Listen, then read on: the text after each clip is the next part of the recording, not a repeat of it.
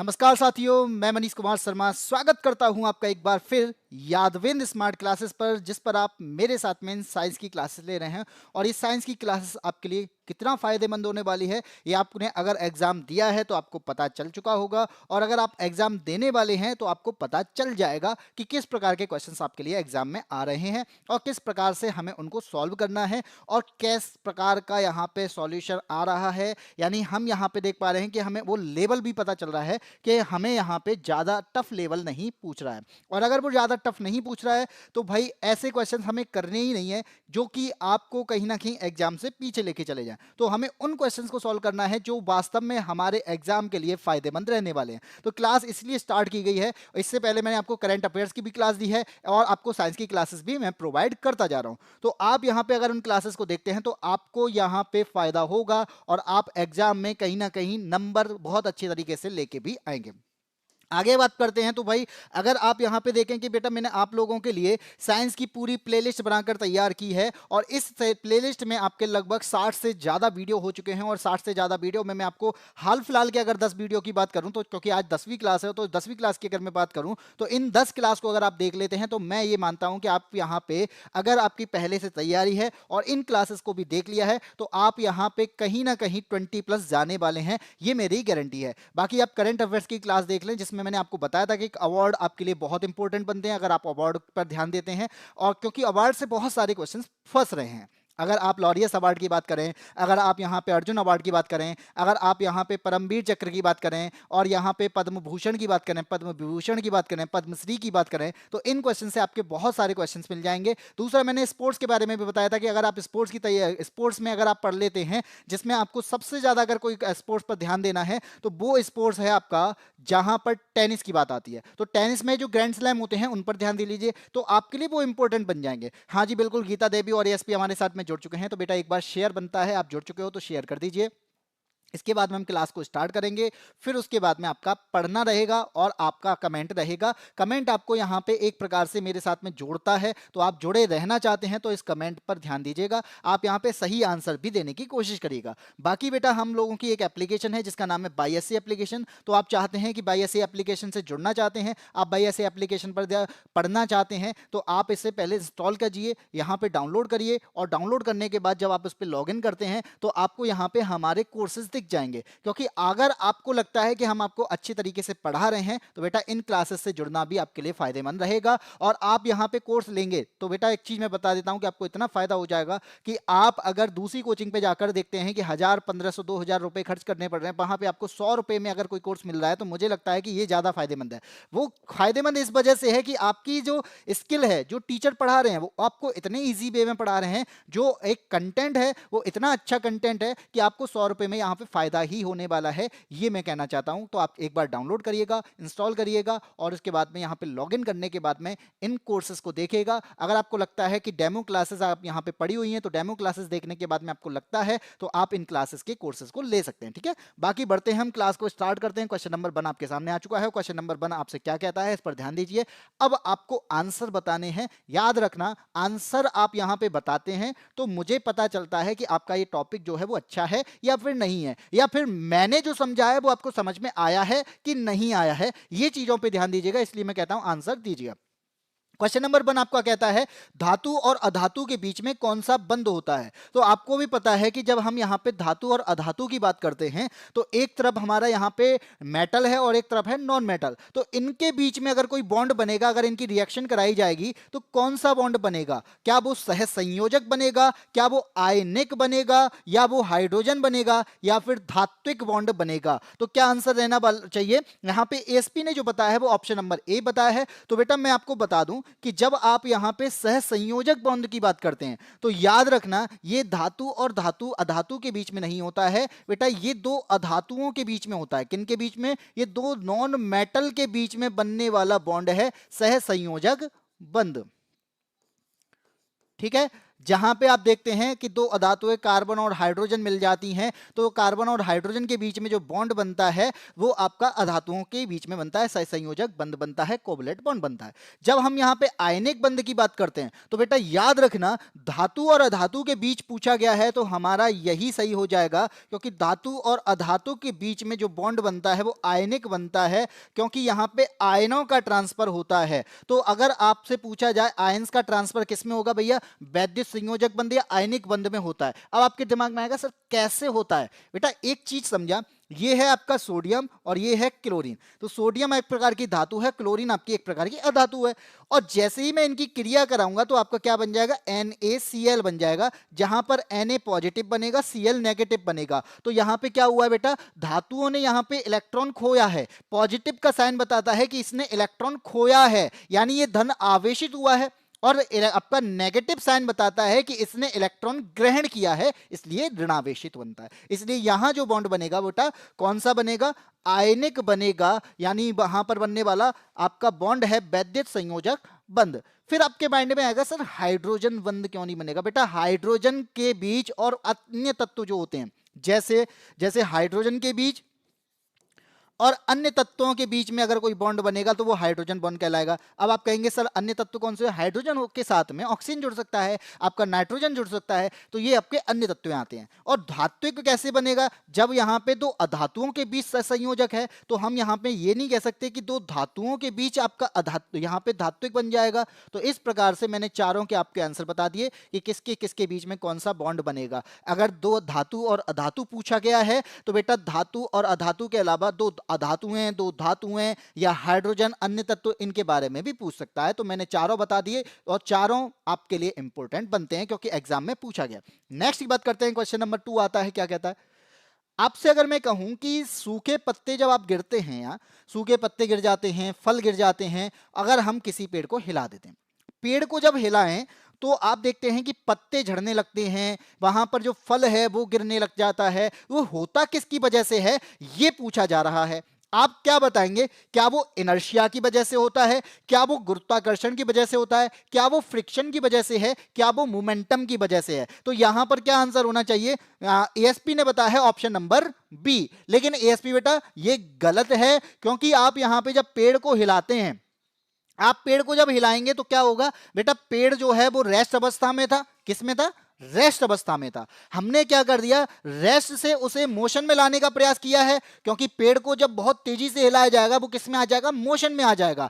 जो चीज रेस्ट में थी वो मोशन में आ चुकी है, और जब रेस्ट से वो मोशन में कन्वर्ट हो रहा है तो उसके हमने किस में चेंज कर दिया, जड़त्व में चेंज कर दिया है। यानी जहां पर हम ये कह दें कि जड़त्व में चेंज किया है, जिसका मतलब है कि हमने न्यूटन के प्रथम नियम का यूज किया, और प्रथम नियम से क्या, प्रथम नियम को हम क्या कहते हैं, जड़त्व का नियम कहते हैं। और जड़त्व का नियम यहां पे क्या होता है बेटा, जड़त्व होता क्या है, एक आंतरिक प्रॉपर्टी है।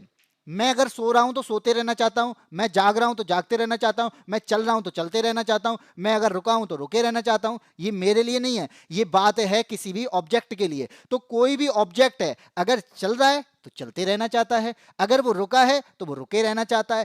क्यों, क्यों, इनर्शिया की वजह से। उसके अंदर क्या है, एक आंतरिक गुण है, वो आंतरिक गुण बदलाव नहीं चाहता, वो चेंज नहीं होना चाहता, और चेंज ना होना ही इनर्शिया है। और अगर चेंज करना है तो फोर्स लगाना पड़ेगा। तो इंटरनल प्रॉपर्टी को चेंज करने के लिए एक्सटर्नल प्रॉपर्टी का जो यूज किया है उसे ही फोर्स कहते हैं। तो इंटरनल प्रॉपर्टी हमारा इनर्शिया है, और एक्सटर्नल प्रॉपर्टी वो फोर्स है। जैसे ये क्या है, ये मेरे हाथ पे रखा है, ये तब तक नहीं हटेगा जब तक मैं इसे हटाऊं नहीं।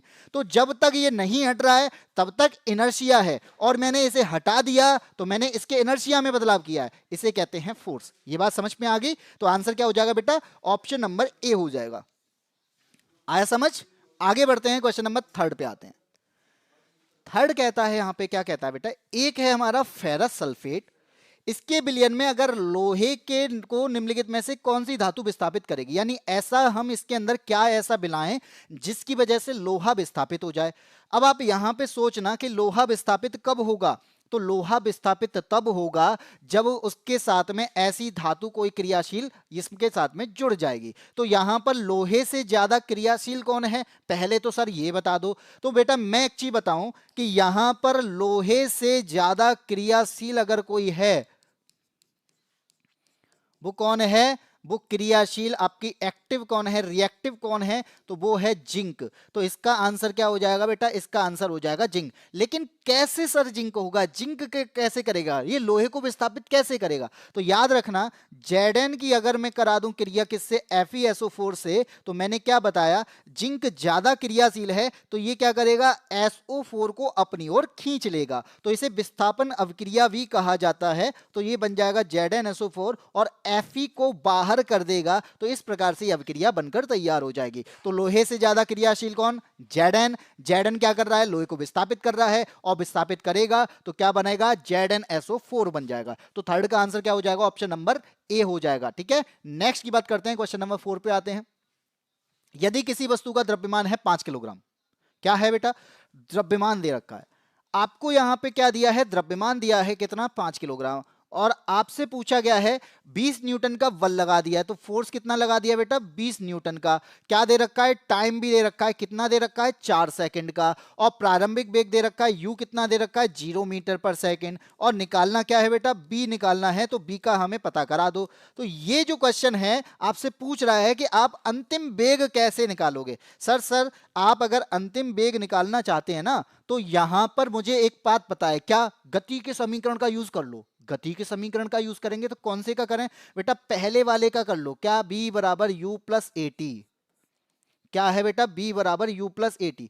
मैं इसका यूज करना चाहता हूं, लेकिन आप एक बात बताओ सर, अगर मैं इसका यूज करूंगा तो मुझे b निकालना है, ठीक है, मुझे u पता है, हाँ 0 है, a पता है क्या, नहीं पता है, पहले क्या करूं, फिर मैं ए को निकालूं, एक्सेलरेशन निकालूं। तो एक्सेलरेशन निकालने के लिए सर मुझे क्या करना पड़ेगा, आपको यहां पे F बराबर एम ए का यूज करना पड़ेगा।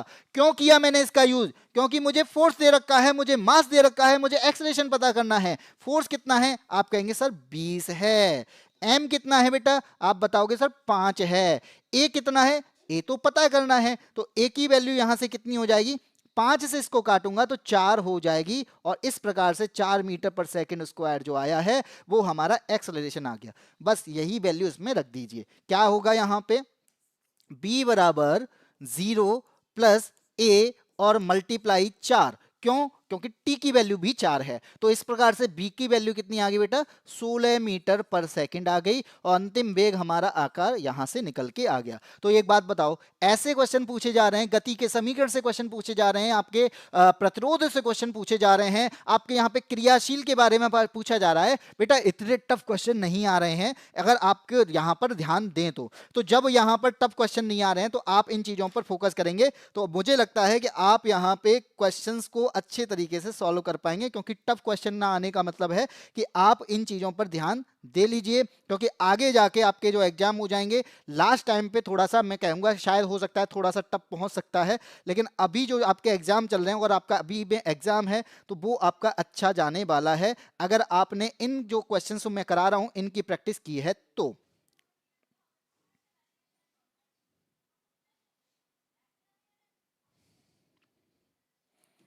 चलें आगे, क्यों भाई, कम से कम बोल तो दिया करो यार, तुम इतने लोग जुड़ तो जाते हो लेकिन फिर आंसर क्यों नहीं देते हो किसी भी चीज का।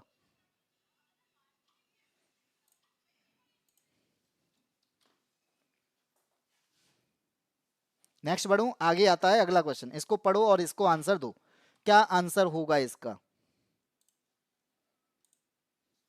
नेक्स्ट क्वेश्चन यहां पे क्या कहता है, नेक्स्ट क्वेश्चन यहां पे कहता है निम्नलिखित में से कौन सा कोशिकांग का भाग नहीं है। सर ये ऑर्गेनल्स क्या होते हैं, बेटा कोशिका के अंदर जो भी चीजें पाई जाती हैं, जो भी अंग पाए जाते हैं उन्हें ऑर्गेनल्स कहते हैं या कोशिका अंग कहते हैं, ठीक है। चलिए सर, ये बात समझ में आ गई। तो अंग की बात करेंगे तो आप सर एक चीज सोचो या एक चीज बताओ इसमें से कि यहाँ पर क्या मिल रहा है सर, लाइसोसोम मिल रहा है, क्या ये कोशिका अंग है? हाँ जी है। यहाँ पे माइटोकॉन्ड्रिया मिल रहा है, ये कोशिका अंग है? हाँ जी है, माइटोकॉन्ड्रिया भी कोशिका अंग है। राइबोसोम्स है, इसके अलावा आपका स्मूथ एंडोप्लाज्मिक रेटिकुलम है, ये आपका रफ एंडोप्लाज्मिक रेटिकुलम है। न्यूक्लियोप्लाज्म, यहाँ पे न्यूक्लियस है, इसके अलावा आप देखेंगे सेल मेम्ब्रेन है, गोल्जी एपरेटस है, सेंट्रोसोम, सेंट्रियोल्स है। तो सर अगर ये सारी चीजें हैं तो आप यहाँ पे किसका इसमें आंसर क्या देने वाले हैं? तो बेटा याद रखना, ये ऑर्गेनल्स हैं, इनका कुछ फंक्शन है, लेकिन यहाँ पे साइटोप्लाज्म एक जेली टाइप का यहाँ पे द्रव है, जेली जैसा पदार्थ है। साइटोप्लाज्म कोशिका का अंग नहीं है, ये एक पदार्थ है, ये एक द्रव है, ये यहाँ पर क्या है, इनको अपने अंदर समेटे हुए है। और इसका आंसर क्या हो जाएगा? ऑप्शन नंबर डी हो जाएगा। यहाँ पर एएसपी ने बताया ए। कोई नहीं बोलता है बेटा, कोई नहीं बोलता है, पता नहीं क्यों नहीं बोलता, लेकिन मुझे लगता है कि अगर आप बोलेंगे नहीं, आपने चीजों को बताएंगे नहीं, तो आपको समझने वाला सामने वाला कैसे होगा? आपको क्या मतलब ऐसा कोई है जो आपको देख के सारी चीजें बता दे? नहीं, आप दिखते भी नहीं हो। अब यहाँ पे दिख नहीं रहे हो तो हमारा कम्युनिकेशन का जो माध्यम बनेगा वो क्या बनेगा? आपका कमेंट बनेगा। मैं अगर आपसे बात कर रहा हूं, आप मुझसे बात करना चाहते हो, तो कम्युनिकेशन का जो हमारे पास में माध्यम है, मीडियम है, वो क्या है? वो आपके कमेंट हैं। तो इसलिए मैं कहता हूं कि आप जुड़ो, जुड़ जाओ, तो कमेंट करके अपनी चीजों को, अपने डाउट को और अपने जो भी चीजें बोलना चाहते हो वो सब यहाँ पे बोल सकते हो। लेकिन आप बोलोगे नहीं तो फिर कैसे काम चलेगा? तो मुझे कैसे पता चलेगा कि आप यहाँ पे कौन से टॉपिक पर फंस रहे हो? आपको ये क्वेश्चन समझ में आया है कि नहीं आया है? आप चाहते हैं कि इसको और अच्छे से सॉल्व कराया जाए, आप चाहते हैं कि सर मुझे नहीं आया, दोबारा से बता दो, तो मैं कैसे बताऊंगा जब मुझे पता नहीं चलेगा? मैं पढ़ा के आगे निकल ही जाऊंगा ना। तो आप चाहो तो इन चीजों को तो आप कम से कम इतना तो कर दो कि आप मेरे साथ में जुड़ जाओ। क्यों भाई? क्वेश्चन नंबर 6 की बात करते हैं। क्वेश्चन नंबर कहता है, जब किसी विद्युतीय परिपथ में कई प्रतिरोधों को श्रृंखला क्रम में जोड़ा जाता है तो निम्नलिखित में से क्या समान रहता है? सर हमने यहाँ पे श्रृंखला क्रम और हमारा एक समांतर क्रम होता है, इसके बारे में नहीं समझा।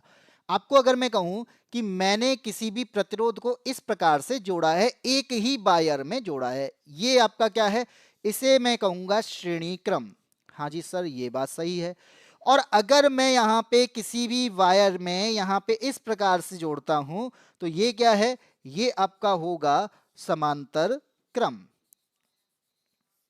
ठीक है, ये आपका समांतर क्रम होगा। तो यहां पर अगर मैं ये बोल रहा हूं कि यहां पर आपका श्रेणी क्रम और समांतर क्रम कौन सा है, तो आप यहां पे क्या बताओगे कि सर अगर वायर को एक ही वायर में, यहां पे प्रतिरोधों को एक ही वायर में जोड़ा जाएगा वो समांतर क्रम, वो श्रेणी क्रम होता है, और अलग अलग वायर में जोड़ा जाता है वो आपका समांतर क्रम होता है। तो आप खुद सोचो कि हमारे घरों में श्रेणी क्रम होता है कि समांतर क्रम होता है? तो आप वहां पे अलग अलग वायर देखते हैं, हमारी समांतर क्रम होता है। लेकिन जो आपके यहाँ पे झालर लगती है, जो दिवाली के टाइम पे झालर लगती है, एक ही वायर में सभी का कनेक्शन होता है, तो वो श्रेणी क्रम का पार्ट होता है। नमस्ते ग्रीश ग्रीश पाल। हाँ जी भाई नमस्ते, तुम बहुत अच्छा जुड़ चुके हो। तो भाई एक बार बताऊंगा कि जुड़ते ही शेयर कर देना, जिससे आपके भी साथी हमारे साथ में जुड़े। ठीक है, जब मैं यहाँ पे बात करता हूँ किसी विद्युतीय परिपथ में कई प्रतिरोधों को हमने किस में जोड़ा? श्रृंखला क्रम में। ठीक है, जोड़ दिया। तो क्या इसमें समान रहने वाला है? आप एक बात बताना कि यहां पर मैंने इसे जोड़ा है श्रेणी क्रम में। हाँ जी हाँ सर, श्रेणी क्रम में जोड़ दिया आपने, बहुत अच्छी बात करी है। अब मैंने इसको बैटरी से जोड़ा, तो यहां से यहां पे क्या निकलेगा? यहां से जो करंट आएगा, तो क्या दोनों में अलग अलग करंट जाएगा? नहीं, क्योंकि एक ही वायर है, और अगर एक ही वायर है तो विभवांतर यहां पे से यहां पे विभवांतर जो क्या करेगा, यहां पे जो करंट पहुंचाएगा वो एक ही करंट पहुंचाएगा, यानी करंट की वैल्यू क्या होती है? आई यहां पे समान होगा। तो इस प्रकार से क्या हो जाएगा? यहां पर ऑप्शन नंबर बी आंसर हो जाएगा। लेकिन सर ये समांतर क्रम में फिर क्या अलग आएगा? बेटा एक बात सोचो कि समांतर क्रम में मैंने प्रतिरोध जोड़े, यहां लगाया बल्ब और यहां लगाया है फ्रीज, तो आप क्या बताओगे कि जैसे ही करंट पहुंचेगा तो यहां पर विभवांतर पहुंचेगा दोनों में एक जैसा, और यहां पर करंट उसके पास ज्यादा जाएगा जिसके पास में यहां पे रेजिस्टेंस क्या होगा? कम होगा। तो आप खुद सोचो कि जब रेजिस्टेंस कम है यहां पे करंट ज्यादा, और जिस पे रेजिस्टेंस ज्यादा है उस पे करंट कम पहुंचेगा। तो ऐसे ही यहां पर आंसर तब आपके लिए क्या होता कि इसमें विभवांतर समान होता। ठीक है, सर की क्लास क्यों नहीं चल रही है? कौन से सर की क्लास नहीं चल रही है ये तो बता दो। प्रज्ञा तुम क्या सबको देख रही थी?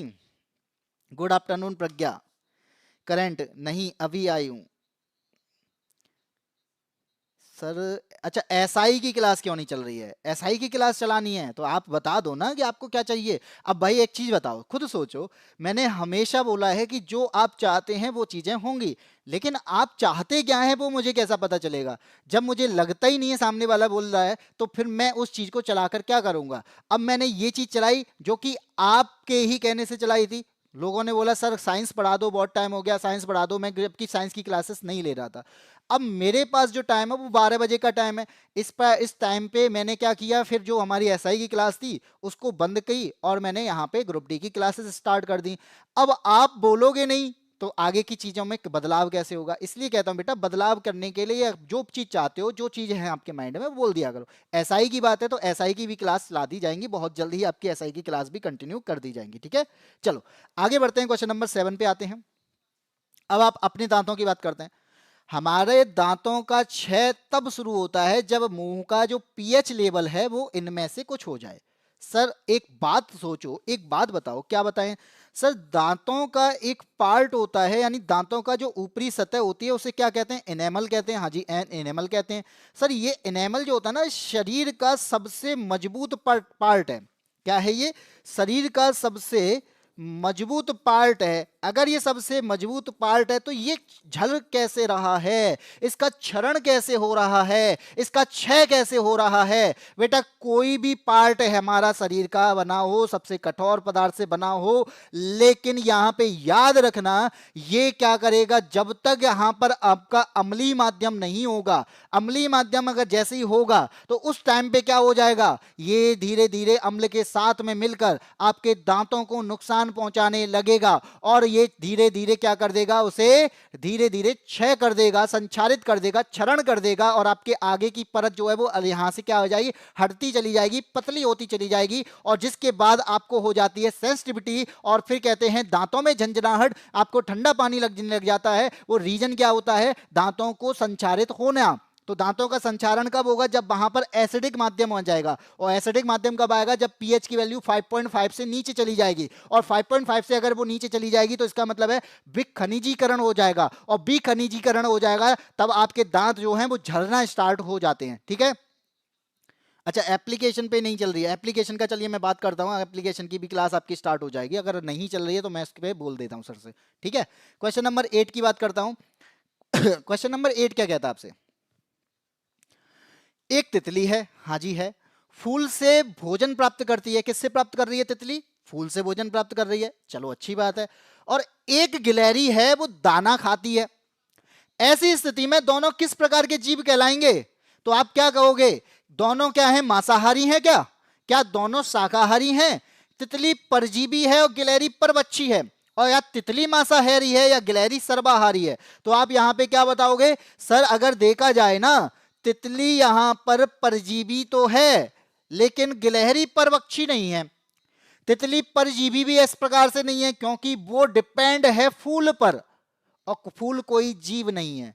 तो ऐसी स्थिति में यहां पे हम क्या कहेंगे कि दोनों का जो प्रकार है वो क्या है, शाकाहारी का प्रकार है। वो दोनों आपके शाकाहारी हैं क्योंकि तितली फूलों से चीजें प्राप्त कर रही है जो कि पौधे का पार्ट है और गिलहरी जो दाना खा रही है वो दाना भी कहीं ना कहीं पौधे का पार्ट है। तो जब चीजें पौधे से ही मिल रही हैं तो दोनों शाकाहारी होंगे कि नहीं होंगे? भाई तितली मांसाहारी कैसे हो जाएगी, नहीं होगी। और गिलहरी गिलहरी जो परभक्षी कैसे हो जाएगा, तो परभक्षी भी नहीं है गिलहरी, वो यहाँ पे किसी भी चीज को खाता थोड़ी है। गिलहरी किसे खाती है, गिलहरी दाने को खाती है। गिलहरी यहाँ पे चीजें जो मिलती हैं वो आपके पेड़ों से मिलने वाली चीजों को खाती है। किसी भी जीव को खाते देखा है क्या? किसी भी कीड़े को खाते देखा है क्या गिलहरी को? नहीं खाया देखा होगा। तो इसका मतलब यहाँ पे जो आंसर होगा वो शाकाहारी में आएगा और ऑप्शन नंबर बी आंसर आएगा। ये क्वेश्चन आपसे एग्जाम में पूछा है, ये ग्रुप डी के एग्जाम में पूछ रहा है ऐसे क्वेश्चन। अब आप खुद सोचो कि हमें ऐसे क्वेश्चन नहीं आएंगे क्या? आ जाएंगे ना, अगर पढ़े होंगे तो। जैसे यहाँ पे आंसर मोस्टली लोगों ने क्या बताया होगा, सी और डी बता रहे हैं क्योंकि आपको यहाँ पे चीजों के बारे में नहीं पता है। सर से फोन से बात नहीं हो पा रही है तो चलिए मैं बात कर लेता हूं, अगर ऐसा है तो मैं एक बार को बात कर लेता हूं, ठीक है भाई, मैं बता दूंगा आपको। क्वेश्चन नंबर 9 क्या है? क्वेश्चन नंबर 9 कहता है वासेक्टोमी में किस अंग को काटा या ब्लॉक किया जाता है?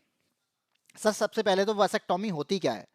आप यहां पे देख पा रहे होंगे ये पुरुष का यहां पे गुप्त अंग जिसे बोला जाता है। अब यहां पर ये अगर पार्ट है तो हमारे पास में यानी पुरुषों के पास में क्या होते हैं, हाँ, यहां पे टेस्टिस पाए जाते हैं जो कि 2 होते हैं। ठीक है, ये टेस्टिस जो होते हैं ये किसका निर्माण करते हैं, तो आप बताएंगे सर ये स्पर्म का निर्माण करते हैं। किसका निर्माण करते हैं, ये स्पर्म का निर्माण करते हैं। और जैसे ही स्पर्म का निर्माण करते हैं तो इस वास्ट डिफरेंस से होते हुए ये कहां पहुंचते हैं, मूत्र मार्ग तक पहुंचते हैं। और जैसे ही ये यूरेथ्रा तक पहुंच जाते हैं तो यहां पर ये सीमेन में मिल जाते हैं। और सीमेन में मिलने के बाद में इजैकुलेशन में स्पर्म और सीमेन दोनों मिलकर के आ जाते हैं। जैसे ही वजाइना के अंदर पहुंचते हैं और वहां पर क्या होता है, आपके वजाइना में जाने के बाद में एंटर कर जाते हैं आपके अंदर, गर्भाशय से होते हुए कहां जाएंगे, फैलोपियन ट्यूब में। और फैलोपियन ट्यूब में मिल जाता है इनको एग, और एग के साथ में मिलकर क्या हो जाता है, प्रेगनेंसी हो जाती है। तो वो प्रेगनेंसी को रोकना है, तो रोकने के लिए क्या करना पड़ेगा, आपको इसमें से कोई ना कोई एक पार्ट जो है वो काटना पड़ेगा। किसे काटोगे, तो बेटा आप इसको काट दोगे, नहीं इसे नहीं काटोगे, किसे काटोगे, इस वास डिफरेंस को काटोगे। और ये वास डिफरेंस होती है ना, इसे काटा जाता है, इसे शुक्रवाहिनी कहा जाता है।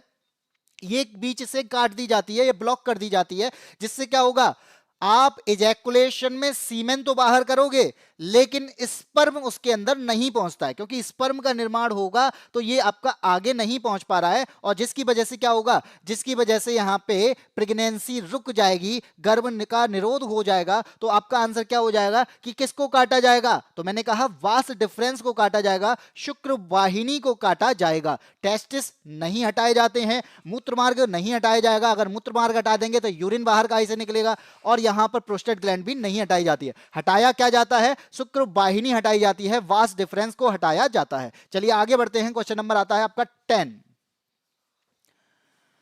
क्वेश्चन नंबर 10 क्या कहता है बेटा, अब ये क्वेश्चन आपको इतना बड़ा दिख रहा है, बड़ा दिख रहा है, तो ऐसी स्थिति में क्या लगेगा, ये टफ क्वेश्चन है। लेकिन ग्रुप डी वही आपसे इस प्रकार के टफ क्वेश्चन नहीं पूछ रहा है। लैंग्वेज बड़े ही आपको लंबी दिख जाएगी, लेकिन क्वेश्चन में कुछ भी ऐसा नहीं है कि जिसे देखकर आपका आंसर ना आए। क्वेश्चन 10 कहता क्या है, पहले सबसे पहले ये चीजें देखते हैं। तो आप यहां पे क्या बताएंगे, यहां पे बताएंगे क्या कि एक छात्र है, एक कक्षा में आखिरी बेंच पर बैठा है, जिसे हम बैक बेंचर्स कहते हैं, जो क्लास में सबसे लास्ट वाली सीट पे बैठते हैं और ऊधम मचाते हैं। उसे ब्लैक बोर्ड साफ नहीं दिखता, यानी जो ब्लैक बोर्ड है ना उसे पीछे से दिखाई नहीं दे रहा है, यानी वहां पर साफ नहीं दिख रहा है। लेकिन 25 सेंटीमीटर दूरी पर लिखे नोट्स उसे साफ दिखाई दे जाते हैं। और 25 सेंटीमीटर क्या होगा सर, ये तो पास की चीज होगी, 25 सेंटीमीटर तो मुझे लगता है इतना होगा। और अगर ये इतना है तो इसे दिखाई दे रहा है, लेकिन लगभग 20 फीट आगे इसे दिखाई नहीं दे रहा है। तो यहां पर इसका मतलब ये सर हो जाता है कि इसे दूर का दिखाई नहीं दे रहा है, दूर का स्पष्ट नहीं दिख रहा है, लेकिन इसे पास का, यानी पास का विजन इसका अच्छा है, तो पास का इसे स्पष्ट दिख रहा है। और अगर ऐसी स्थिति आ जाए जिसमें दूर का दिखाई ना दे, तो ऐसे दोष को हम कहते हैं निकट दृष्टि दोष। हमेशा याद रखना, जो नहीं दिखता है ना, वो दोष जो होगा उसका उल्टा होगा। ठीक है, तो आपको दिख क्या नहीं रहा है, दूर का नहीं दिख रहा है। दूर का ना दिखने की स्थिति में आपको निकट दृष्टि दोष है, और निकट दृष्टि दोष को हम कहते हैं मायोपिया। और इसलिए इसका आंसर क्या हो जाएगा, ऑप्शन नंबर ए हो जाएगा। और मायोपिया को खत्म करना है, मायोपिया के लिए अगर आपके मान लीजिए दूर की वस्तुएं स्पष्ट नहीं दिख रही हैं तो आपको अवतल लेंस का यूज करना होता है। क्योंकि होता क्या है निकट दृष्टि दोष में, प्रकाश की जो किरणें होती हैं वो रेटिना से पहले ही फोकस हो जाती हैं, तो इमेज वहां पर हमें दिखाई नहीं देती, धुंधली दिखती है। आपका आंसर क्या हो जाएगा, ऑप्शन नंबर ए हो जाएगा। प्रज्ञा मिश्रा का आंसर ए है, एएसपी का आंसर ए है। आज सब सो रहे हैं, नहीं सब सोने का नाटक कर रहे हैं। सो तो नहीं रहे हैं, जुड़े हुए हैं, लेकिन आंसर नहीं दे रहे हैं, बस इतना सा फर्क है। कोई बात नहीं है बेटा, जो आंसर दे रहा है वही सही। हमें क्या करना है, हमें यहाँ पे पढ़ना है, हमें यहाँ पे जानना है, हमें चीजों को सोचना है, हमें यहाँ पे पूछना है। और जब ये चीजें आती हैं तो कोई बात नहीं है, उन लोगों को ज्यादा फायदा होता है जो यहाँ पर जुड़े होकर पूछ रहे होते हैं, कुछ चीजों के आंसर दे रहे होते हैं, क्योंकि यहाँ पर क्यूरियोसिटी उनके अंदर बहुत ज्यादा होती है कि मेरा सही गया है कि नहीं गया है, सर ये आंसर मेरा गलत था कि क्यों था। वो सारी चीजें हमें पता चल जाती हैं जब हम देख रहे होते हैं। केवल हमारा फोकस होता है देखने पर, ना कि पढ़ने पर। कभी भी कोई भी चीज केवल देखने से चीजें अगर ऐसी सही हो जाती तो हम किताबों को भी पूरे दिन पलटते रहते हैं, तो क्या आंसर हमें आ जाती हैं, नहीं आती ना। चलिए आ जाते हैं क्वेश्चन नंबर 11 पे। यदि किसी कार्बन श्रृंखला में प्रीफिक्स या सफिक्स लगाए जाते हैं तो किसको दर्शाते हैं। अब सबसे पहले आपके माइंड में आएगा कि प्रीफिक्स और सफिक्स अगर लगाए जाएंगे, 11 का डी बता दिया एसपी ने, चले मैं बताता हूं। पहली बात तो सर ये प्रीफिक्स सफिक्स यूज कहाँ किए जाते हैं, तो आप कहेंगे सर आईयूपीएसी प्रणाली जो होती है जहां पर हम नाम पद्धति कहते हैं, जहां पर हम क्या करते हैं, यहां पर नाम बताते हैं उनका, वो हमारी आईयूपीएसी प्रणाली कहलाती है। ठीक है, अब इसके अंदर जो प्रीफिक्स और सफिक्स जोड़े जाते हैं, अगर मैं आपको बताऊं कि प्रीफिक्स यानी जो पहले जोड़ा जा रहा है, सफिक्स जो बाद में जोड़ा जा रहा है। प्रीफिक्स में आपने क्या देखा होगा सर, बोला जाता है बेटा क्लोरो जोड़ दिया, क्लोरो ब्रोमीन जोड़ दिया, क्लोरो एल को बोला जाता है ना, क्लोरो के साथ में मान लो अभी किसी के साथ में ब्रोमो जोड़ दिया, तो ये सब क्या है, ये प्रीफिक्स यानी पहले जुड़ जाते हैं। लेकिन बाद में क्या जोड़ते हैं आप देखेंगे, इसका मेथेनोइक एसिड कहा जाता है। सर मेथेनोइक एसिड भाई उसमें ओइक एसिड जुड़ा है ना, वो सफिक्स है। किसी में ऑल जोड़ दिया जाता है, ये एल ऑल जो जोड़ा जाता है ना, वो एल्कोहल के लिए जोड़ा जाता है। तो आप प्रीफिक्स और सफिक्स जो जोड़ रहे हैं ये कहलाते क्या हैं बेटा, तो याद रखना ये आपके फंक्शनल ग्रुप कहलाते हैं। ऑप्शन नंबर बी कहलाता है। तो प्रज्ञा मिश्रा का आंसर बी है। अक्की फिटनेस जुड़ चुके हैं, हेलो सर, हाँ मैं बहुत बढ़िया हूं भाई, मैं तो बहुत सही हूं।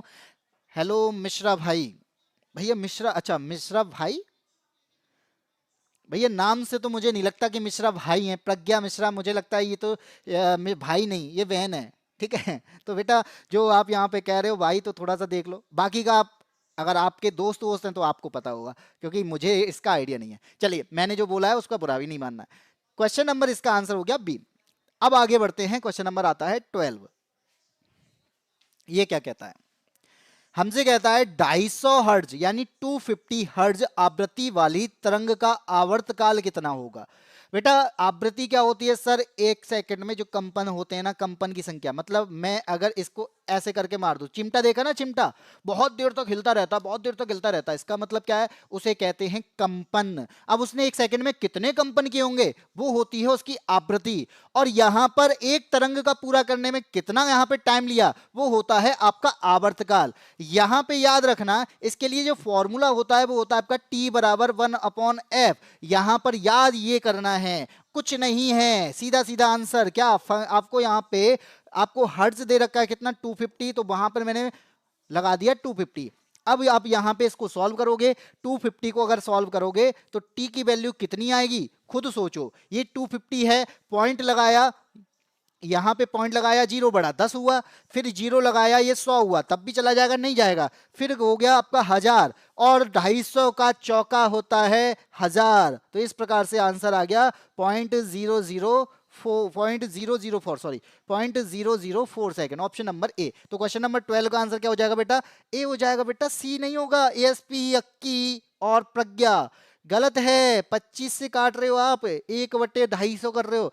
मैं इसको बताऊं ना कैसे होगा, 1/250 का मतलब क्या हुआ, हमने यहाँ पे ऐसा ऐसे कर दूं आपके लिए, और वो बच्चों वाला करते हो। 250 का अगर यहाँ पे करेंगे, ये कितना है बेटा, 1 है, पहले क्या जाएगा, नहीं जाएगा, पॉइंट लगाया, जीरो हो गया, 10 हुआ, चला जाएगा कि नहीं जाएगा, जीरो लगाया, जीरो हो गया, 100 से चला जाएगा, नहीं जाएगा, फिर जीरो लगाया, अब हुआ 1000। तो जब 250 से ऊपर निकला है तभी तो जाएगा ना, और 25 से काटेंगे तो 25 चौके 100 होते हैं, तो 250 चौके भी कितने होंगे, 1000 होंगे। तो इस प्रकार से ये जाएगा ऐसे, ये गया बेटा पुराना टाइम, पुराने टाइम वाले करते थे वो, ये था।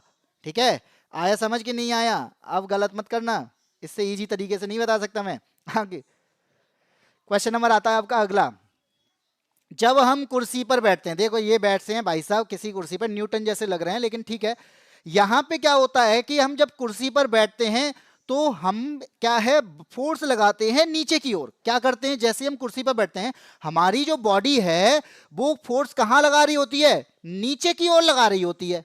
लेकिन लेकिन लेकिन हम पर पृथ्वी भी तो ऊपर की ओर फोर्स लगाती है। सर इसे हम क्या कहते हैं, इसे कहते हैं न्यूटन का थर्ड लॉ। क्या कहते हैं इसे, न्यूटन का तृतीय नियम, थर्ड लॉ।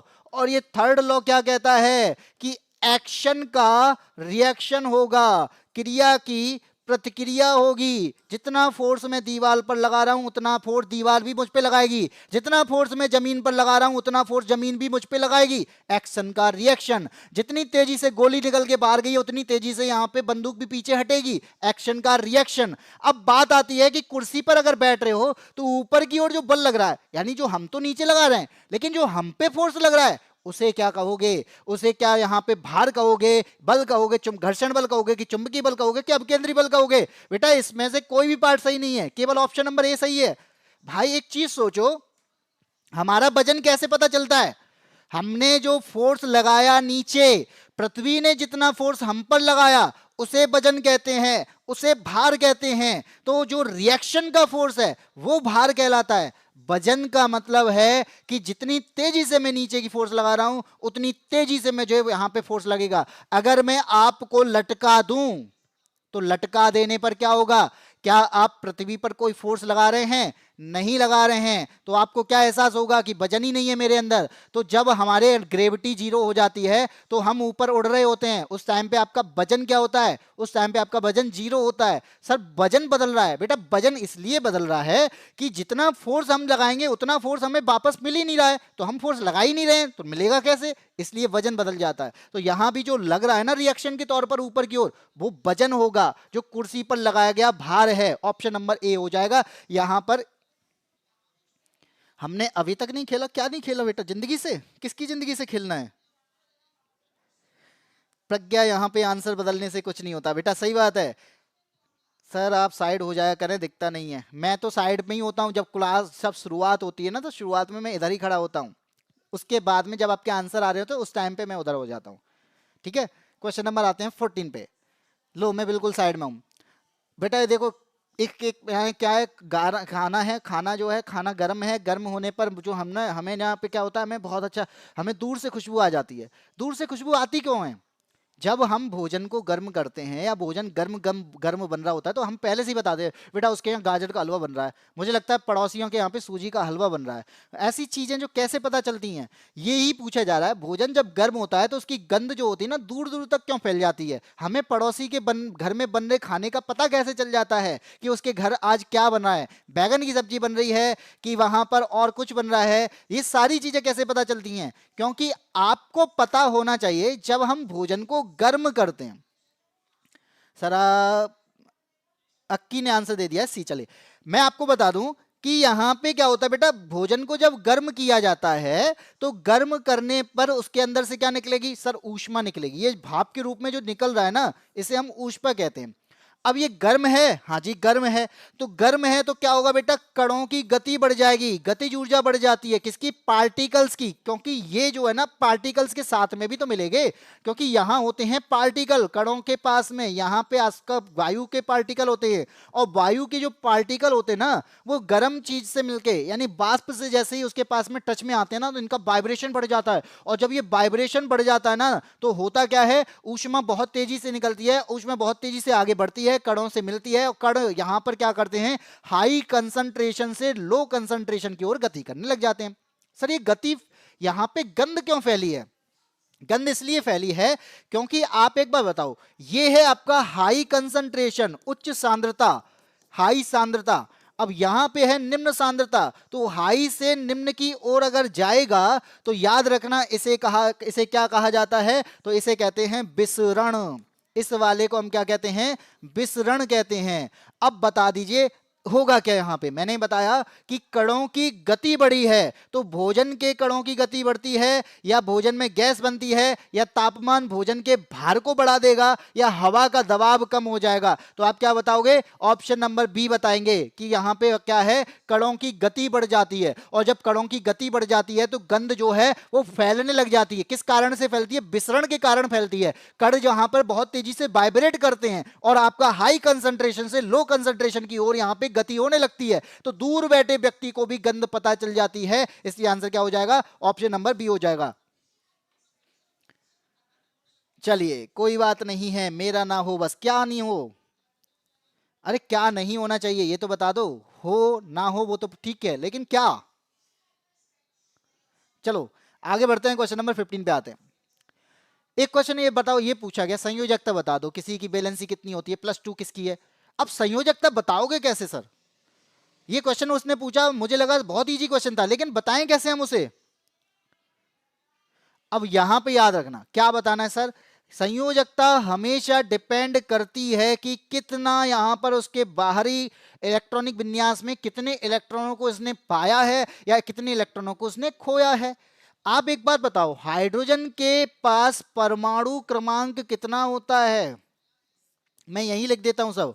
हाइड्रोजन का जो परमाणु क्रमांक है वो कितना होता है सर? वो तो एक होता है। अब एक है तो इसे कितने की जरूरत पड़ेगी? इसे एक की जरूरत पड़ेगी। तो इसका क्या हो जाएगा सर? इसकी संयोजकता या तो +1 होगी या -1 होगी। ठीक है, चलिए हीलियम की बात करेंगे तो इसका परमाणु क्रमांक कितना होता है? 2 होता है। अब पहले कक्षा में एक बात बताना, पहली कक्षा जो होती है इसमें कितने इलेक्ट्रॉनों की जरूरत होती है भैया? 2 इलेक्ट्रॉनों की जरूरत होती है। दूसरी कक्षा जो होती है इसे कितने इलेक्ट्रॉनों की जरूरत होती है? 8 इलेक्ट्रॉनों की जरूरत होती है। तो अष्टक पूरा करना होता है। अब इसके पास में एक ही है तो भैया 2 की जरूरत है। संयोजकता कितनी हो जाएगी इसकी? सत संयोजकता हो जाएगी 0। ना इसे किसी की जरूरत है, ना ही ये चाहता है किसी को अपने पास लाना। अब बात करते हैं बेरिलियम की। सर बेरिलियम का इलेक्ट्रॉनिक विन्यास कितना होता है? मैं कहूंगा 4। अगर यहां पे इसका विन्यास बनाएंगे तो क्या बनाएंगे? 2,2 बनेगा। हाँ जी सर, ये बात सही कही। आप एक बात बताओ, 2 तो पहली कक्षा में भरे हुए हैं। हाँ जी हैं। फिर ये बाद के 2 क्या करें? क्योंकि हमें चाहिए 8। अगर इसे 8 चाहिए ना तो या तो ये 6 को किसी से मांग ले या ये अपना 2 को किसी को दे दे। तो ऐसी स्थिति में क्या किया जाएगा? आप 6 मांगोगे ये बेस्ट है कि अपने 2 किसी को दे दो ये बेस्ट है? तो भाई बेस्ट जो रहेगा वो 2 होगा, क्योंकि यहां पे 2 इलेक्ट्रॉनों की जरूरत है, यानी 2 इलेक्ट्रॉनों को यहां पे किसी को देना है से। तो इलेक्ट्रॉन को देना और इलेक्ट्रॉनों को ग्रहण करना, कितने इलेक्ट्रॉन दिए हैं और कितने इलेक्ट्रॉन ग्रहण किए हैं, यही हो जाती है संयोजकता। तो यहां पर इसे 2 इलेक्ट्रॉनों को क्या करना है? देना पड़ेगा, क्योंकि इसके पास में इतनी एनर्जी नहीं है कि ये 6 इलेक्ट्रॉन ले पाए। तो यहां पर संयोजकता कितनी हो जाएगी बेटा? संयोजकता बैलेंसी हो जाएगी इसकी 2, क्योंकि इसे 2 इलेक्ट्रॉन देने हैं। तो आपका आंसर क्या हो जाएगा बेटा? ऑप्शन नंबर सी हो जाएगा। तो बाहरी इलेक्ट्रॉनों की कितने इलेक्ट्रॉनों की जरूरत है, कितने इसको दान करने हैं, वो आपकी संयोजकता कहलाती है। तो ये 2 दान करेगा, संयोजकता 2 हो जाएगी। लेकिन सर लिथियम, लिथियम का परमाणु क्रमांक कितना बेटा? 3 होता है। और इसको इलेक्ट्रॉनिक विन्यास बनेगा तो 2 और 1 बनेगा। ये 1 दान करेगा, इसकी संयोजकता 1 हो जाएगी। आया समझ? आंसर से कोई बात नहीं है, पढ़ाई करो, सीखो। यहां पर हमारा पेपर भी नहीं है रेलवे का, तब भी हम पढ़ रहे हैं बेटा। ये सबसे बड़ी बात है कि तुम्हारा पेपर नहीं है लेकिन तुम पढ़ते हो। लेकिन हाँ, ये बात मैं कहूंगा कि एएसपी ने यहाँ पे आना नहीं छोड़ा है, उसने सीखना हमेशा जारी रखा। एएसपी हमसे रोजाना जुड़ता है और अच्छे तरीके से पढ़ता भी है। ये बात मैं कहूंगा, कभी उदम मैंने नहीं करते देखा, लेकिन हाँ शुरुआत में जरूर किया था, लेकिन अब नहीं करता। मान लो आपको एक पेपर क्लियर नहीं हुआ तो आप क्या पढ़ाई छोड़ देंगे? बताओ मुझे। नहीं कुछ भैया, यार ये कौन सी बात है कि अगर किसी का पेपर क्लियर नहीं होता है तो क्या पढ़ाई छोड़ दी जाती है? नहीं, एक पेपर क्लियर नहीं हुआ है तो उसके लिए और अच्छा पढ़ा जाता है, जिससे मुझे पता चल जाता है मेरी गलती क्या है, मेरी गलती हुई कहाँ पे है, मेरा सब्जेक्ट कौन सा वीक है, मेरा टॉपिक कौन सा वीक है। जब ये सारी चीज पता चल जाती है बेटा दूसरी, तभी आप आगे बढ़ने की कोशिश करोगे। जब आपको अपनी कमजोरी पता चलेगी ना, तभी आप सामने वाले पे यानी अपने को बड़ा यहाँ पे सुधारने की कोशिश करोगे। और जब आपको खुद ही नहीं पता है फिर क्या कर लोगे? तो पेपर असफलता, कहना है असफलता सफलता का एक एग्जाम्पल ही होती है कि अगर आप असफल हुए हो इसका मतलब है कि आपको पता चल गया है कि ये चीज मेरी ठीक नहीं है, इसको सुधारते हैं।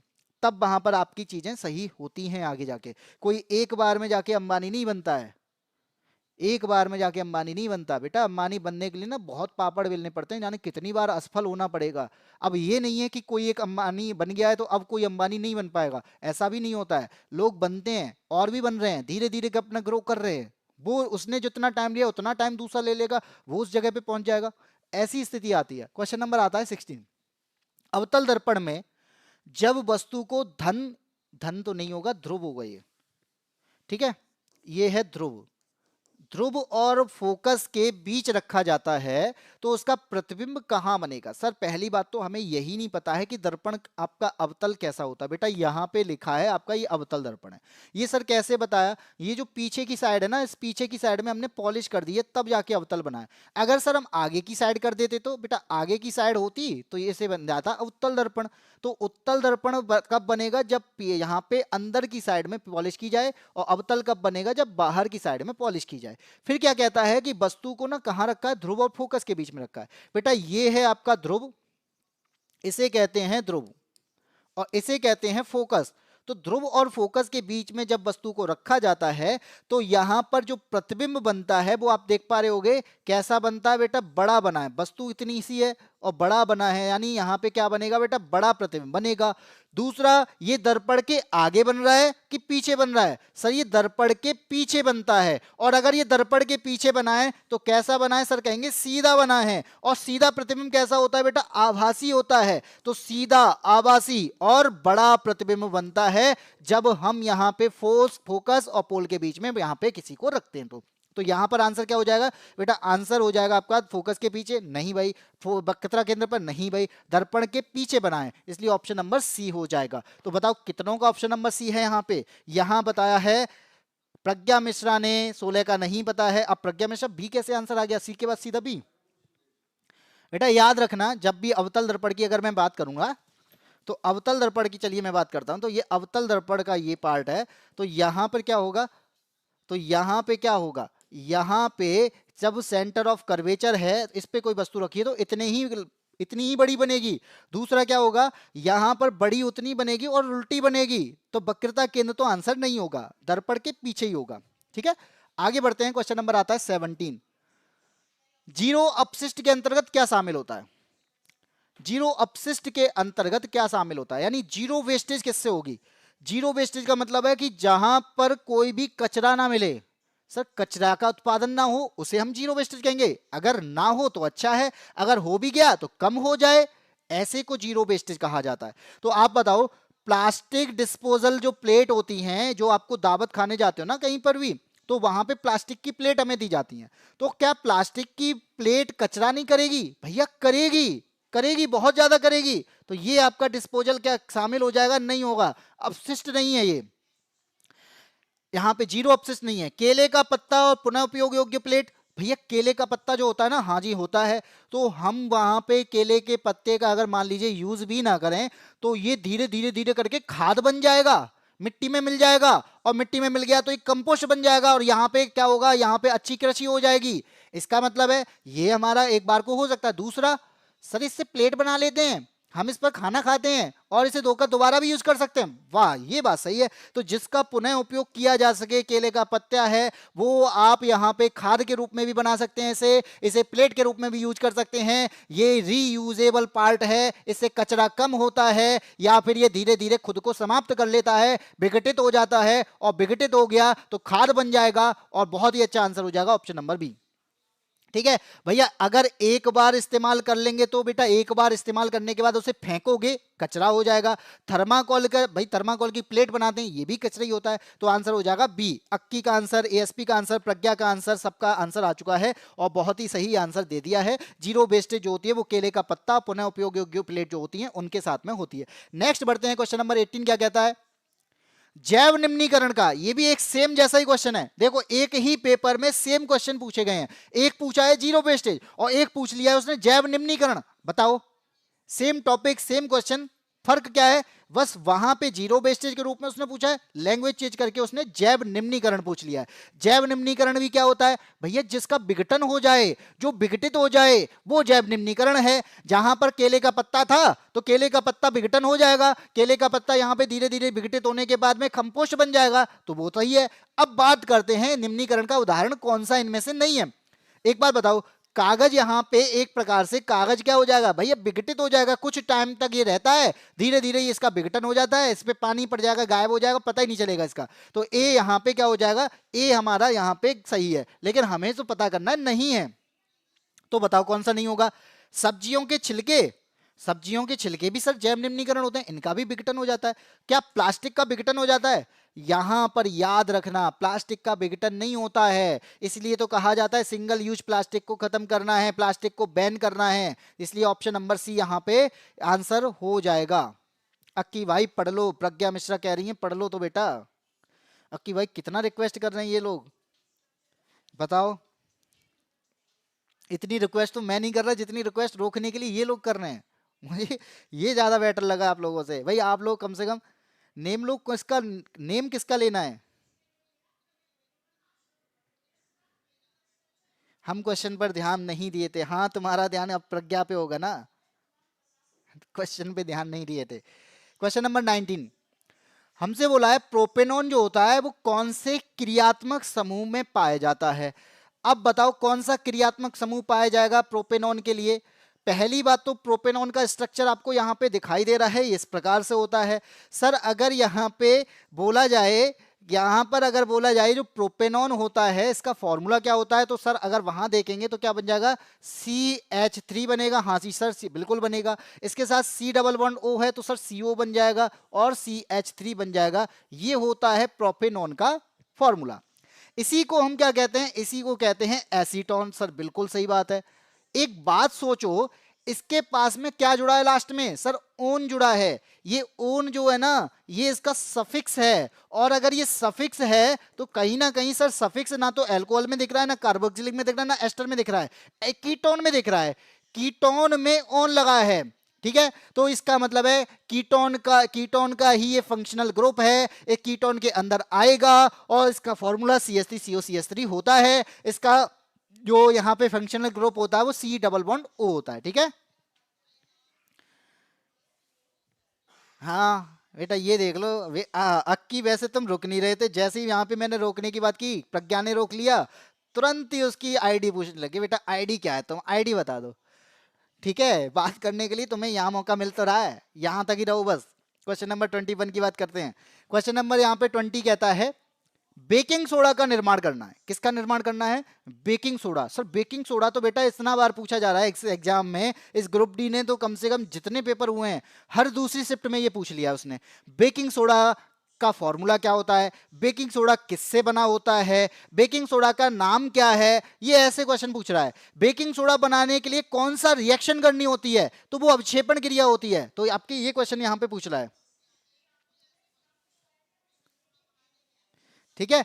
तो बेटा बेकिंग सोडा का अगर निर्माण करना है तो मैं क्या बताऊंगा, यहां पे याद रखना फॉर्मूला होता है इसका NaHCO3। क्या होता है बेकिंग सोडा, NaHCO3। सर इस NaHCO3 को हम सोडियम बाइकार्बोनेट भी कहते हैं। हाँ जी बिल्कुल, ये तो बात सही बताई कि सोडियम बाइकार्बोनेट कहा जाता है। अब सोडियम बाइकार्बोनेट बनाऊं मैं किससे, तो याद रखना यहां पे जब सोडियम क्लोराइड के साथ में अगर पानी मिला दिया जाए, पानी के साथ में से कार्बन डाइऑक्साइड भी दे दी जाए और कार्बन डाइऑक्साइड के साथ इसे अमोनिया के साथ भी मिला दिया जाए, तब जो बनेगा वो बनेगा आपका NH4Cl। और इसके साथ में क्या बन जाएगा, इसके साथ में बन जाएगा सोडियम, क्या बनेगा, सोडियम कार्बोनेट। यहां पे सोडियम बाई कार्बोनेट तो NaHCO3 बन जाएगा। ये फॉर्मूला जो बना है वो किससे बना है, तो बेटा याद रखना, इसको याद ही कर लेना कि सोडियम क्लोराइड, पानी, कार्बन डाइऑक्साइड और अमोनिया। तो सोडियम क्लोराइड, अमोनिया, पानी और कार्बन डाइऑक्साइड की अभिक्रिया करा दी जाए तो जो बनेगा वो सोडियम बाइकार्बोनेट बनता है। और इस प्रकार से आपका आंसर क्या हो जाएगा, सोडियम क्लोराइड, अमोनिया, चलो carbon dioxide, option number A, ठीक है। हम किसी से अब तक आईडी नहीं मांगे हैं, नंबर मांगते हैं हम जब भी मांगते। वाह ये यहाँ पे बेटा नंबर बांटने के लिए नहीं आते हैं बेटा, ये याद रखना, यहाँ पढ़ने आते हैं, तो बेटा पढ़ने दिया करो, मेरा मानना है ये। बाकी आप यहाँ पे नंबर मांगने आ रहे हो, मान लो कि उसने अपना नंबर यहाँ दे भी दिया, किसी ने भी दे दिया, तो क्या गारंटी है कि जो लोग और जुड़े हैं वो इसका यूज नहीं करेंगे, क्या गारंटी है, कोई गारंटी नहीं है। तो बेटा ऐसी हरकतें ना ही करें तो ज़्यादा बेटर है, क्योंकि यहाँ पर क्या है, किसी का नंबर अगर यहाँ पे किसी के पास पहुँच जाता है तो जरूरी थोड़ी ना है कि सामने वाले का इंटेंशन क्या है, तो पर्सनल चीज़ों का यहाँ पे यूज ना किया जाए, ठीक है। त्रिषा शर्मा नमस्ते सर, नमस्ते। हाँ जी, चरण स्पर्श, आपको भी चरण स्पर्श। JK प्रयागी नमस्ते भाई, नमस्ते भाई। चलो आगे बढ़ते हैं, क्वेश्चन नंबर 21 की बात करते हैं। किस प्रकार के द्रव या विलयन के कारण कोशिका सिकुड़ जाती है। भाई हमारी सेल जो है वो सिकुड़ भी जाती है।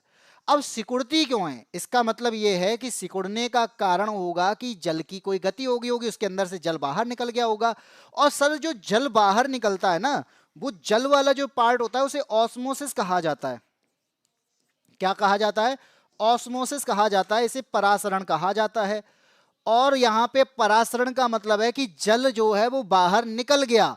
जल की गति यहां पे नियंत्रित करने वाला कौन है, परासरण होता है। तो आपकी जो कोशिका है वो कैसी हो रही है, श्रिंक हो रही है, सिकुड़ रही है। वो कब सिकुड़ेगी, जब यहां पर हाइपरटोनिक सॉल्यूशन मिल जाए। हाइपरटोनिक सॉल्यूशन कब मिलेगा सर, हाइपरटोनिक अगर सॉल्यूशन है तो बिलियन में सेल के अंदर की तुलना में बाहर क्या होता है, नमक होता है, अन्य सॉल्यूट होते हैं, इनकी सांद्रता ज्यादा होती है। लेकिन होगा क्या, सेल के अंदर का जो पानी होगा ना वो बाहर निकल जाएगा, और जैसे ही सेल के अंदर का पानी बाहर निकला तो वो श्रिंक कर जाएगी, पानी की हानि हो जाएगी, कोशिका सिकुड़ जाएगी, और इसलिए इसका क्या आंसर हो जाएगा, इसका आंसर हो जाएगा hypertonic solution, option number B. Trisha sis Babu Gauri नहीं आई, कुछ पूछ रहे हैं ना। कोहरा ही कोहरा है चारों तरफ, कोहरा ही कोहरा है चारों तरफ में, इसलिए मुझे क्लास भी दिखाई नहीं दे रही थी कोहरे में। ठीक है, शर्मा जी रूम। चलिए आगे बढ़ते हैं, क्वेश्चन नंबर आता है आपका 22। 22 क्या कहता है बेटा, ये कहता है आपसे, क्या हमारे पास में प्रतिरोध हैं, कितने प्रतिरोध हैं सर, 3 प्रतिरोध हैं, 4, 8 और 12 का। और इन प्रतिरोधों को क्या कर दिया बेटा, श्रेणी क्रम में जोड़ दिया है, सीरीज में जोड़ दिया, और सीरीज में जोड़ने पर इसका जो वोल्टेज है वो 12 वोल्ट रखा है। तो आप यहां पे करंट बताओ कितना करंट होगा। बेटा ऐसे क्वेश्चन आपको सॉल्व करने हैं तो आप क्या कहोगे, हमारे पास में ना श्रेणी क्रम इस प्रकार से होता है, एक ही वायर में हमने क्या कर दिया, तीनों प्रतिरोध को जोड़ दिया है, और फिर इसे एक बैटरी से भी जोड़ दिया है। एक ने कहा कि सर ये 4 ओम है, और दूसरा वाला जो 8 ओम है, तीसरा वाला 12 ओम है। हाँ जी बिल्कुल सही बात है, अभी मैंने कुछ किया नहीं। जो बैटरी जोड़ी है वो 12 वोल्ट की है, एक तरफ प्लस और एक तरफ माइनस, जो जब आपका क्वेश्चन में दिया था वही क्वेश्चन में मैंने आपको यहाँ पे लिख के बता दिया। अब करना क्या है सर, धारा निकालनी। कौन सा फॉर्मूला यूज करूं कि धारा निकल जाएगी। बेटा याद रखना हमारे पास ओम का नियम होता है B बराबर IR, क्योंकि इन्हीं नियम से हम चीजों को सॉल्व करते हैं। हमारे पास में चीजें देखो, वोल्टेज तो है, बी कितना है सर, 12 वोल्ट है। सर आर कितना है बेटा, आर देखोगे तो 3 है, कौन सा यूज करूं, तो यहां पे क्या करना पड़ेगा, तीनों के लिए हमें यहां पे नेट, यहां पे क्या करना पड़ेगा, प्रतिरोध निकालना पड़ेगा। और ये जो श्रेणी क्रम में जुड़ा हुआ है इसको हम डायरेक्टली जोड़ देते हैं। कैसे सर, आर की वैल्यू होती है वो R1 plus R2 plus R3 हो जाएगी, और इसी फॉर्मूले से आपका आर का मान क्या आ जाएगा, 4, 8 और 12 हो जाएगा। 12 और 8 20 होते हैं, और 4 हो जाएगा 24। तो आर की वैल्यू भी मैंने यहाँ पे निकाल ली, तो आर यहाँ पे 24 ओम हो जाएगा। और आप लगा दोगे फॉर्मूला कौन सा, बी बराबर IR। बी की वैल्यू सर फॉर्म यहाँ पे दे रखी थी 12 वोल्ट की, तो 12 लगा दिया।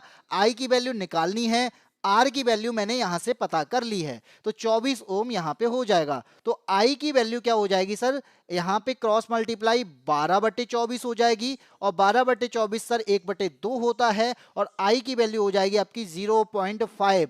आई का जो मात्रक हो जाएगा सर वो एम्पियर हो जाएगा, और इस प्रकार से जो आंसर निकल के आएगा वो ऑप्शन नंबर बी आएगा। ठीक है,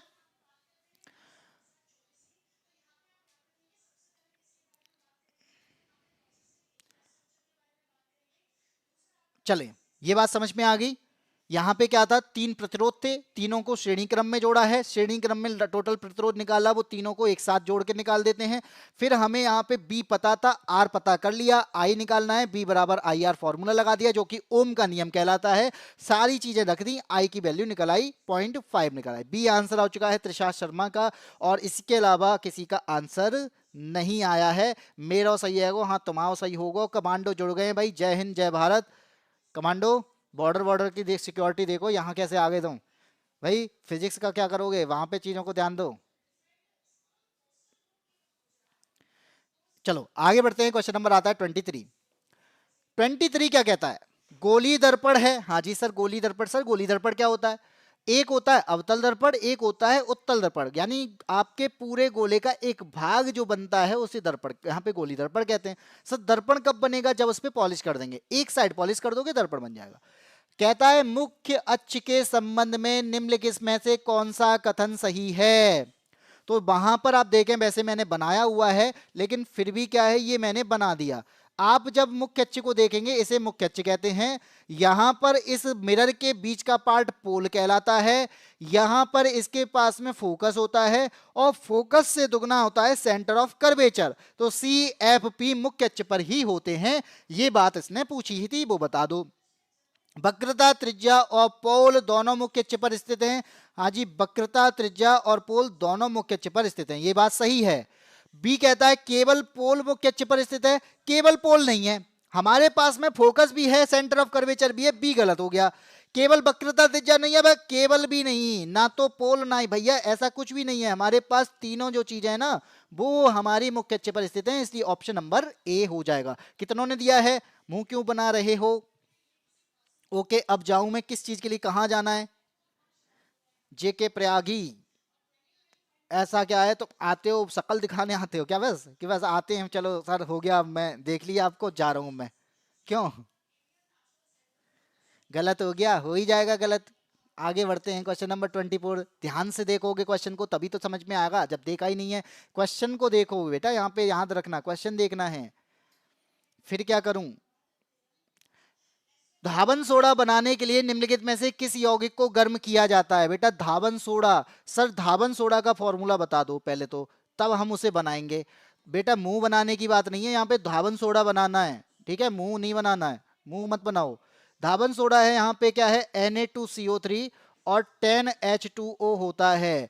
धावन सोडा को यहाँ पे Na2CO3 10H2O बोला जाता है, यानी सोडियम कार्बोनेट डेकाहाइड्रेट कहा जाता है।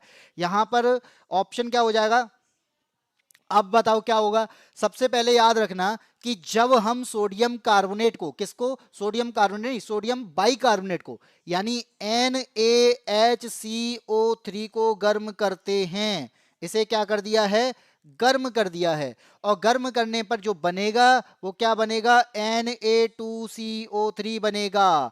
और यहां पर क्या हो जाएगा? यहां पर पानी बन जाएगा। कितना होगा भैया? H2O हो जाएगा। और क्या बनेगा बेटा? कार्बन डाइऑक्साइड बन जाएगा। तो इस प्रकार से ये जो पार्ट था, इसे हम क्या कहते हैं? इसे हम कहते हैं सोडियम बाइकार्बोनेट। और इसलिए आंसर क्या हो जाएगा? ऑप्शन नंबर ए हो जाएगा। तो सोडियम बाइकार्बोनेट आपका आंसर हो जाएगा कि धावन सोडा बनाने के लिए सोडियम बाइकार्बोनेट को गर्म करना होता है और ये विघटित होकर सोडियम कार्बोनेट के रूप में बनकर सामने आ जाता है। फिर इस सोडियम कार्बोनेट को यहाँ पे क्रिस्टलीकरण किया जाता है और क्रिस्टलीकरण करने के बाद ये आपका NO2CO3 10H2O बन जाता है। तो हम यहाँ पे क्या कहेंगे कि सोडियम कार्बोनेट बनाने के लिए या धावन सोडा बनाने के लिए सबसे पहले सोडियम बाइकार्बोनेट को गर्म करना पड़ेगा। ठीक है? प्रज्ञा पेपर कब है? एसपी। चलो आगे बात करते हैं, क्वेश्चन नंबर 25, और ये आज की क्लास का आखिरी क्वेश्चन है। और याद रखना आपको इसका आंसर देना है, क्योंकि एक क्लास में ये आ चुका है। याद रखना सेम क्वेश्चन मैंने पहले पूछा था और सेम क्वेश्चन आपका आया था पहले 4 तारीख या 3 तारीख में आया हुआ था, और ये फिर पूछा गया है 9 या 10 तारीख में। तो याद रखो सेम क्वेश्चन रिपीट भी हो रहे हैं। क्या पूछ लिया उसने? चिप्स के पैकेट में नाइट्रोजन गैस क्यों भरी होती है? और यहां पे याद रखना सबका आंसर आपको देना है, इस क्वेश्चन का आंसर आपको देना है कि चिप्स में, ऑक्सी चिप्स का जो पैकेट आता है, लेज लेके आते हो, उस लेज के अंदर हवा भरी होती है, उस हवा में क्या होता है, वहां पर कौन सी गैस होती है, वो आपको बताना है। ऑप्शन ए कहता है चिप्स को अधिक मुलायम बनाने के लिए, नाइट्रोजन गैस जो होती है क्यों भरी जाती है, ये क्या करती है? चिप्स को अधिक मुलायम बनाने के लिए, चिप्स के तेल का ऑक्सीकरण रोकने के लिए, चिप्स का रंग उज्जवल करने के लिए, या फिर पैकेट का भार बढ़ाने के लिए। तो इसमें से क्या आंसर होगा ये आपको बताना है, और ये आपके कमेंट में आंसर आना चाहिए। जो हमारी क्लास खत्म हो जाएगी उसके बाद में जो कमेंट बॉक्स ओपन होगा उसमें आपका ये आंसर आना चाहिए, क्योंकि वहां से चीजें मुझे पता चल पाएंगी। और ये लाइव के जो कमेंट है वो यहीं खत्म हो जाएंगे। तो आप चाहते हैं कि हम सर से डायरेक्टली जुड़ पाए तो बेटा कमेंट जरूर करना। बाकी का मैं आपको बता देता हूं कि इसका आंसर आपको बताना है। याद रखना क्वेश्चन नंबर 25 पहले भी पूछा गया है यही क्वेश्चन, और अभी भी फिर से यही क्वेश्चन रिपीट हुआ है। तो रिपीट भी होते हैं क्वेश्चन, और पूरा आपका यहां पे क्वेश्चन का सॉल्यूशन मैंने करा दिया है, जो आपका अभी हाल फिलहाल में जो पेपर हुआ था उसमें। ठीक है? बी होई वो बात की बात है, क्या हुई। ठीक है? आगे बढ़ते हैं। आगे आपका यहाँ मैंने बता दिया, आज की क्लास का आखिरी क्वेश्चन था। बाकी का आपको पता है कि मैं आपको साइंस की क्लासेस प्रोवाइड करा ही रहा हूँ। और इन साइंस की क्लासेस की बात करेंगे तो आपकी एक प्लेलिस्ट है हमारे पास में, और इस प्लेलिस्ट का नाम है ग्रुप डी 2025 साइंस पीवाईक्यूज। आप हमारे साथ में जुड़ेंगे, यानी यादविन स्मार्ट क्लासेस के चैनल पर जाएंगे और प्लेलिस्ट का जो ऑप्शन आता है उस प्लेलिस्ट के ऑप्शन में जाकर आप ग्रुप डी 2025 के लिए इस प्लेलिस्ट को देख सकते हैं, जिसमें मैंने आपको हाल फिलहाल में आए हुए क्वेश्चंस का एनालाइजेशन भी कराया है। वो हाल फिलहाल में आए हुए क्वेश्चन का सॉल्यूशन कराया है कि ये जो क्वेश्चंस होते हैं वो आपके द्वारा ही दिए जाते हैं, जो बच्चे जुड़ते हैं वही क्वेश्चन हमें प्रोवाइड कर रहे हैं, और वही लोग जो हैं वो यहाँ पे एक अनुमान के तौर पे क्वेश्चन को बताते हैं, और वो मैं आपको क्वेश्चन के फॉर्मेट में आपके सामने लेके आता हूँ। तो आप चाहते हैं इसी तरह से क्लास चलती रहे। आपकी अगर कोई और डिमांड है, आप कोई और सीरीज भी चाहते हैं तो आप वो भी बता सकते हैं। आपके दिमाग में कोई भी माइंड हो, चाहे डाउट वाला हो, चाहे कोई भी बात हो, वो आप यहाँ पे शेयर कर सकते हैं, लेकिन कमेंट बॉक्स में, ना कि लाइव क्लास में, क्योंकि लाइव क्लास में आप बताओगे, क्लास खत्म होने के बाद में मेरे पास में इन चीज़ों की जानकारी खत्म हो जाती है। तो आप डायरेक्ट कमेंट में जाएंगे, वहां पर आप डायरेक्ट बोल सकते हैं जो भी आपके माइंड में जो चीज़ें हो। सर ये क्लास करा दो, या करंट अफेयर्स की क्लास और करा दो, या फिर आप चाहते हैं कि सर साइंस की क्लासेस को कंटिन्यू रखो, या आप चाहते हैं कि यहाँ पे कोई और क्लास चला दो, तो जो जैसा आप कहेंगे वैसी चीज़ें यहाँ पे प्रोवाइड कर दी जाएंगी। बाकी का मैं आपको बता दूं बेटा, हमारी एक एप्लीकेशन है जिसका नाम क्या है, बाईएससी ऐप, और ये बाईएससी ऐप आपको बहुत अच्छा कुछ प्रोवाइड कर रही है। यहां पर बहुत सारे एप्लीकेशन हैं जो आपको 1000, 1200, 1500 तक का कोर्स देते हैं। वहीं पर आपको बाईएससी ऐप एक अकेला ऐप है जो 99 रुपए में आपको बैच प्रोवाइड कर रहा है। चाहे वो एसएससी का बैच हो, चाहे वो यूपी पुलिस का बैच हो, चाहे एसआई की तैयारी कर रहे हो, चाहे कांस्टेबल की तैयारी कर रहे हो, चाहे आने वाले एग्जाम की दिल्ली पुलिस की तैयारी कर रहे हो, या फिर ग्रुप डी की तैयारी कर रहे हो, तो सबकी तैयारी अगर आप केवल 99 में करनी है तो आप इस क्लास से जुड़ सकते हो, इस एप्लीकेशन से जुड़ सकते हो। ये एप्लीकेशन आपको बहुत फायदा देने वाली है। आपको एक अच्छा कंटेंट आपको प्रोवाइड किया जाएगा, एक अच्छे लेवल पे आपको पढ़ाया जाएगा, और एक अच्छे टीचर जो आपके पास में हैं वो सब आपको पढ़ाने वाले हैं। यहाँ पे आपने पढ़ाने का तरीका देखा होगा कि मैं इस प्रकार से आपको सॉल्यूशन करा रहा हूँ, तो आप चाहते हैं कि इसी प्रकार से सॉल्यूशन हमें मिलता रहे, तो आप इस क्लास को यहाँ पे देखने के बाद में बाईएससी ऐप जरूर डाउनलोड करिएगा। यहाँ पे आपको डेमो क्लासेस भी दी गई हैं, तो आप डेमो क्लासेस भी देख सकते हैं। आपका मन है डेमो क्लासेस देखने के बाद में कोर्स लेने का, तो आप 99 में कोर्स भी ले सकते हैं। तो आज की क्लास में इतना ही। हम इसी प्रकार से आपको मिलते रहेंगे, इसी प्रकार से आपको चीजें प्रोवाइड करते रहेंगे, चाहे वो साइंस की क्लासेस हो, चाहे वो करंट की क्लास हो। ग्रुप डी के एग्जाम की बात हो तो ग्रुप डी का पूरा एनालाइजेशन मैं आपको यहाँ पे करा रहा हूँ, चाहे वो साइंस से रिलेटेड हो, जीके से रिलेटेड हो, या फिर करंट से रिलेटेड हो। तो आप चाहते हैं इसी प्रकार की क्लास मिलती रहे, तो रोजाना मेरे साथ में 12 बजे जुड़िएगा। ये क्लास आपको रोजाना 12 बजे मिलती है, तो 12 बजे अगर आपका एक सेशन होता है तो इस सेशन में आप जरूर आए और अपने साथियों को शेयर भी करें। और ये क्लास आपको पसंद आई है, अगर आपको अच्छा लगा है, आपने चीजों को समझा है, आपसे कोई कुछ फायदा हुआ है, तो वीडियो को लाइक जरूर करिएगा, अपने दोस्तों को शेयर भी करिएगा, चैनल को सब्सक्राइब कर जरूर करके जाइएगा, और रोजाना 12 बजे के लिए तैयार रहिएगा। तब तक के लिए जय हिंद, जय भारत।